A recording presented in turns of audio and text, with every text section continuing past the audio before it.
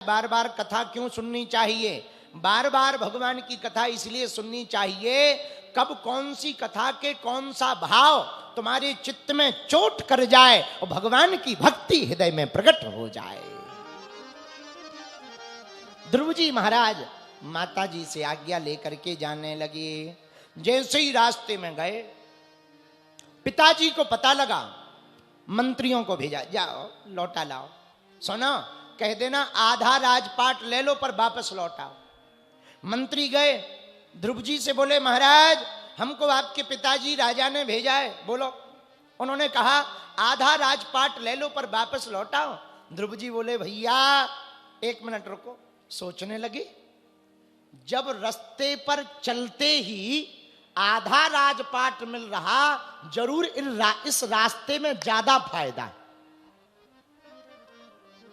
भगवान के रास्ते पे चले ही हैं, अभी भगवान मिले नहीं और आधा राजपाट मिल रहा, यही रास्ता बढ़िया है। बोले भैया पिताजी से धन्यवाद कह देना, हम तो जा रहे।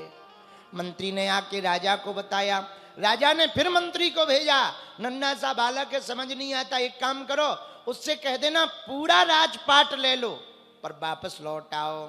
मंत्री फिर आया, राजा ने कहा पूरा राजपाट ले लो। ध्रुव जी ने सोचा जब पिताजी अपना राजपाट दे रहे, हमारी सौतेली माँ के डर के कारण भी हमें सौंप रहे हैं, जरूर इसी रास्ते में फायदा है, वापस लौटने में कोई फायदा नहीं है। बोलो सीताराम। मंत्री जी को वापस कर दिया और ध्रुव जी महाराज आगे की ओर चले गए। बोलो सीताराम। रास्ते में गए तो नारद जी मिल गए। नारद जी ने सोचा चेक कर लें चेला पक्का है कि कच्चा, क्योंकि कुछ लोग ऐसे भी बाबा बनते हैं, घर में भाई खटपट तो चल बाबा के मटपट। गुरुजी ने काट दी चोटी, ले मांग खा बेटा रोटी।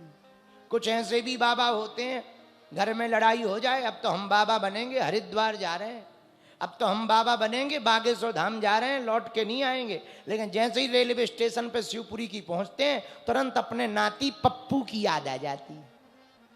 अरे भाई ये लड़ाई तो होती रहेगी, बाहर में गया, नाती हमारे बिना मर जाएगा, बिना सो नहीं पाएगा, बाद में लड़ लेंगे, बाद में बाबा बन जाएंगे, पहले नाती को खिला लें। बोलो सीताराम। हाँ, ऐसी भी कई लोगों की भक्ति होती है, ऐसे भी कई लोग बाबा बनते हैं।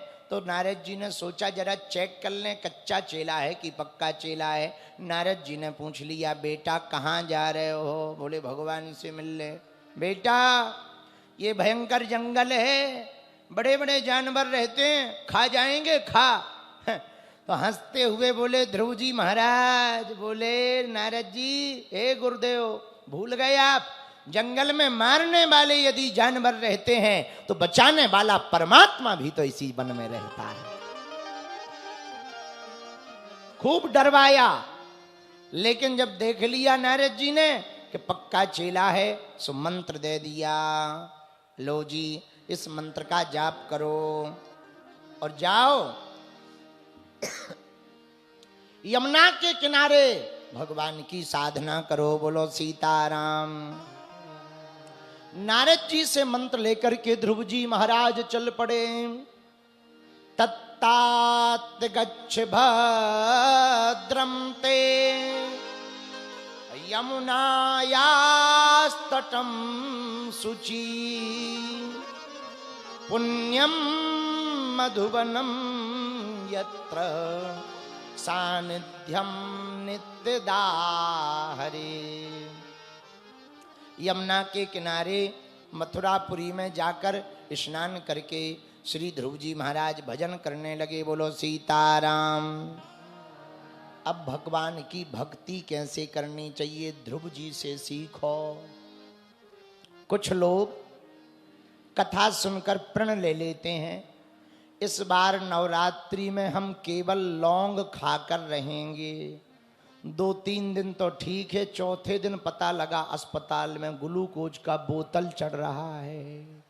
हाँ, इसलिए भक्ति करने का एक तरीका है। पूछो क्या? जोर से पूछो। धीरे धीरे मोड़ तू इस मन को, इस मन को तू इस मन को, धीरे धीरे मोड़ तू इस मन को, इस मन को तू इस मन को। ये मन मोड़ा कुछ गम नहीं, ये मन मोड़ा कुछ डर नहीं, फिर दूर प्रभु का घर नहीं। धीरे धीरे मोड़ तू इस मन को, इस मन को तू इस मन को। धीरे धीरे मोड़ तू इस मन को, इस मन को तू इस मन। मन कपटी मन पापी मन तेरा चोर, कहते आए ऋषि मुनि सब लोग।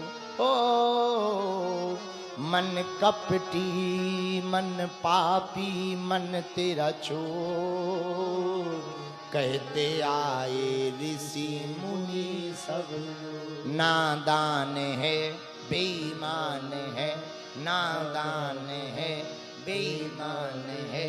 ओ गफलतें सी कर नहीं, फिर दूर प्रभु का घर नहीं। धीरे धीरे मोड़ तू इस मन को, इस मन को तू इस मन को।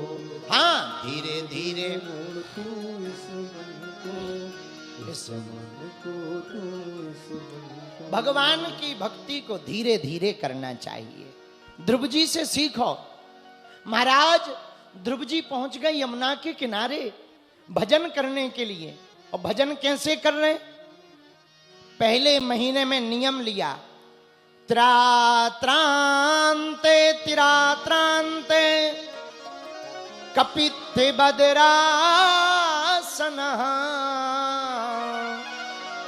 पहले महीने का प्रण लिया ध्रुव जी ने। इस महीने में 3 दिन में एक बार फलाहार खाएंगे और 3 दिन निराहार रहेंगे। एक बार फलाहार खाएंगे और फिर निराहार रहेंगे। पूरा महीना ऐसे ही निकाल दिया। अब लगा दूसरा महीना। दूसरा महीना लगते ही नियम थोड़ा और कठोर कर लिया। द्वितीयम चा तथा मासम षष्ठे षष्ठर्भको दिने। 6 दिन में एक बार दूसरे महीने में। बोले क्या? बोले फलाहार नहीं, सूखे पत्ते जो पेड़ से गिर जाते हैं वही खा करके रहेंगे। ये ध्रुव जी ने दूसरा महीना निकाला। तीसरा महीना लगा तो थोड़ा और कठोर व्रत कर लिया। बोले अब तीसरे महीने में क्या? बोले 9 में यहनी, 9 दिन में एक बार। बोले क्या? बोले अब सूखे पत्ते भी नहीं खाएंगे, केवल पानी पिएंगे, यमुना जी का जल पिएंगे, बस 9 दिन में एक बार। ये तीसरा महीना निकाल लिया। चौथा महीना लगा, थोड़ा और तप कठोर किया। चतुर्मपि वै मासम द्वादशे द्वादशो यहनी।